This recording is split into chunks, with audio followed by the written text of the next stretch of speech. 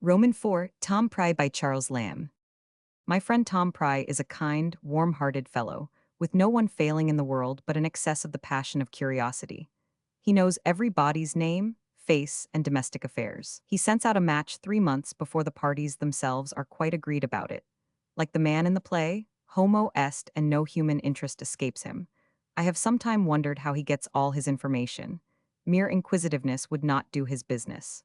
Certainly, the bodily make has much to do with the character. The auricular organs in my friend Tom do not lie flapping against his head as with common mortals, but they perk up like those of a hare at form. The lowest sound cannot elude him. Every parlor and drawing room is to him a whispering gallery. His own name, pronounced in the utmost compression of susurration, they say, he catches at a quarter furlong interval.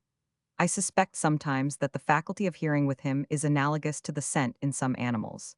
He seems hung round with ears, like the pagan emblem of fame, and to imbibe sounds at every pore. You cannot take a walk of business or pleasure, but you are taxed with it by him next morning, with some shrewd guess at the purpose of it. You dread him as you would an inquisitor or the ubiquitarian power of the old secret tribunal. He is the bird of the air who sees the matter. He has lodgings at a corner house which looks out 4 ways, and though you go a roundabout way to evade his investigation, you are somehow seen notwithstanding. He sees at multiplied angles. He is a sort of second memory to all his friends, an excellent refresher to a PG 325 dull or obvious conscience, for he can repeat to you at any given time all that ever you have done in your life. He should have been a deathbed confessor. His appetite for information is omnivorous. To get at the name only of a stranger whom he passes in the street, he counts a godsend. What further he can pick up is a luxury. His friends joke with him about his innocent propensity, but the bent of nature is too deeply burned in to be removed with such forks. Usque recurrit.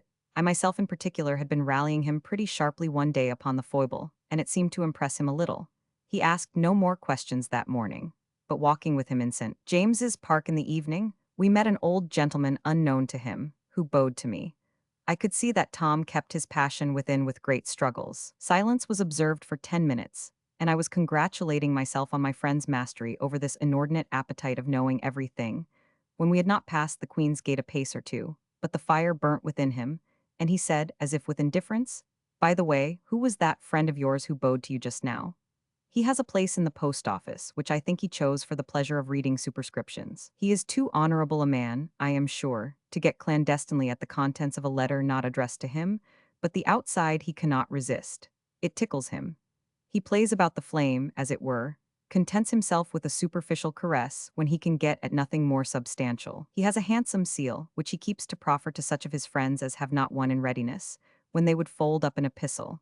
Nay, he will seal it for you, and pays himself by discovering the direction. As I have no directionary secrets, I generally humor him with pretending to have left my seal at home, though I carry a rich gold one, which was my grandfather's, always about me, to gratify his harmless inclination. He is the cleverest of sealing a letter of any man I ever knew, and turns out the cleanest impressions. It is a neat but slow operation with him. He has so much more time to drink in the direction.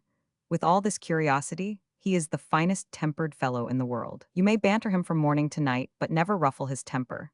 We sometimes raise reports to mislead him, as that such a one is going to be married next month, and see, but he has an instinct, as I called it before, which prevents his yielding to the imposition.